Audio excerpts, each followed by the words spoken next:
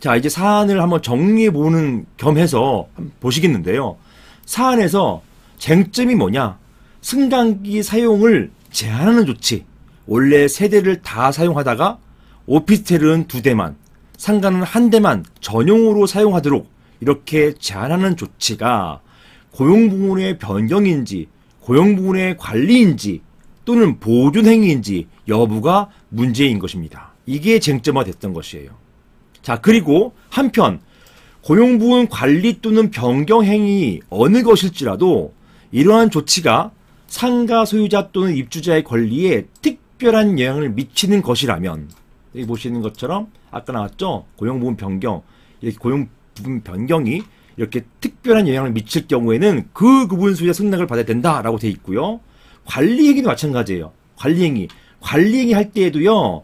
자, 제15조 2항 아까 보셨던 요거 있잖아요. 요거 특별한 영향을 미칠 때는 그 구분 소유자 승낙을 받아야 된다라고 하는 15조 2항을 관리행위일 경우에도 준용해요. 마찬가지라는 거예요. 관리행위라 할지라도 어떤 구분 소유자에게 특별한 영향을 미칠 경우에는 그 구분 소유자의 승낙 또는 동의를 별도로 얻으라는 것입니다. 자, 그래서 돌아와서 쟁점이 그거였던 거예요. 이렇게 이 승강기 사용 제한하는 조치가 고용부문 변경이냐, 관리냐, 보존이냐, 이게 문제가 됐고, 또는 변경이든 관리든 이게 다른 입주자에게, 다른 구분 소유자에게 특별한 영향을 미치는 것이냐, 특별한 영향을 미치는 것이냐, 이게 문제가 됐던 것이에요. 만약에 특별한 영향을 미치는 것이라면 여기에서는요, 상가 구분 소유자 승낙, 만약에 3대 중에서 1대만 쓸 수 있게 됐기 때문에 상가 구분 소유자에게 특별한 영향을 미치는 것이라고 보여진다면 그 상가 구분 소유자 승낙을 반드시 받아야 했기 때문입니다. 사안 같은 경우는 안 받았거든요. 안 받았으면 무효가 되는 것이에요. 자, 판례. 여기 제가 봤던 판례입니다. 승소했던 사안에서 이렇게 봤어요.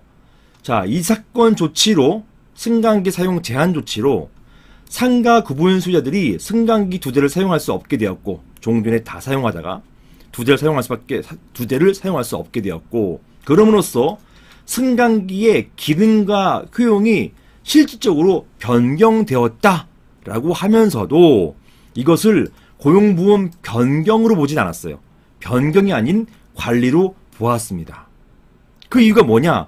이 판례는요, 고용부문 변경과 관리 구분을 어떻게 하느냐? 그 고용부문의 성질과 상태가 변경돼야지 변경으로 봐요. 어떻게? 성질, 상태, 즉 엘리베이터 그 자체는 그대로인데 사용 방법만 제한하는 것, 이거는 성질과 상태가 변경된 거로 보지 않습니다.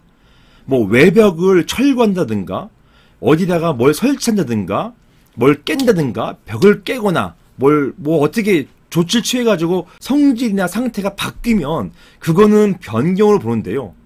엘리베이터는 그대로 다녀요. 뭐 다름이 없어요. 바뀐 게 없어요.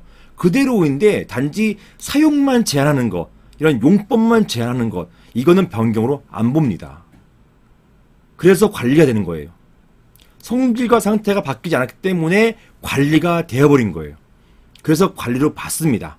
그리고 보존 행위는요, 그냥 급박하게 처리해야 될 그런 행위들이기 때문에 이런 승강기 사용을 제한하는 것, 이거는 보존 행위로 보아주지 않아요.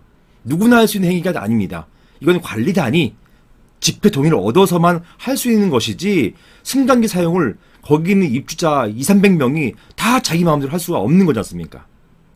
그래서 보존 행위는 당연히 아니고, 승강기가 어떤 변형이 초래된 게 아니기 때문에, 성질과 상태의 변형이 초래된 게 아니기 때문에 결국은 변경이 아닌 관리가 되었던 것입니다. 그 말이 이 말이에요. 승강기, 엘리베이터 자체의 형상과 상태가 변경된 것이 아니기 때문에 고용부문 변경이 아닌 관리로 봤던 것입니다.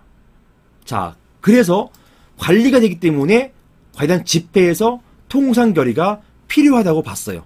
그래서 이 소송이 들어왔을 때 집회를 그때 가서 열었어요. 열어가지고 통상결의가 통과됐습니다. 통상결의로 통과가 됐어요.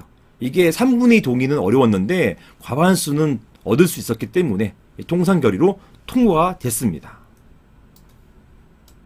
자, 한편 이제 논의할 건 뭐냐면 이게 특별한 영향, 즉 상가 구분 소유자들에게 특별한 영향을 미치는지 이걸 볼 거예요. 여기에 대해서 판례가 어떻게 판단했는지 한번 보실게요. 이 사건 조치로 종전 세대를 모두 사용할 수 있었던 오피스텔 입주자들 역시도 한 대를 더 이상 사용하지 못하게 되었지 않느냐. 즉 상가만 불편함이 있는 게 아니고 오피스텔도 마찬가지다. 3개 다 사용하다가 2개만 사용하니까 1개는 못 사용한 거잖아요. 마찬가지로 불이익은 똑같이 있는 것이다 라는 것이에요. 이렇게 불이익이 상가 구분 소유자 또는 입주자들에게만 국한된 것은 아니다. 오피스텔 입주자들에게도 마찬가지로 불이익이 있는 것이기 때문에 상가 구분 소유자들에게만 특별한 영향을 미치는 것, 이것으로는 볼 수 없다. 이렇게 판시했습니다. 결국 적법한 관련 집회 결의를 거쳐서 승강기 사용이 제한된 것이라면 유효하다. 이렇게 승강기를 사용 제한하는 것 유효하고 위법이 아니다. 이렇게 판시하였습니다. 그래서 승소를 하게 되었던 것입니다. 이러한 판례 태도에 의하면 건물 내 3대의 승강기 중 2대를 오피스텔 입주자에게만 사용하도록 변경한 것, 이것은 고용 부분의 관리 행위에 해당되는 것이고요. 만약에 유효한 관련 집회 결의만 있다면 이것은 적법한 것이다. 이렇게 보았습니다. 여기까지 말씀드리겠습니다. 이상입니다.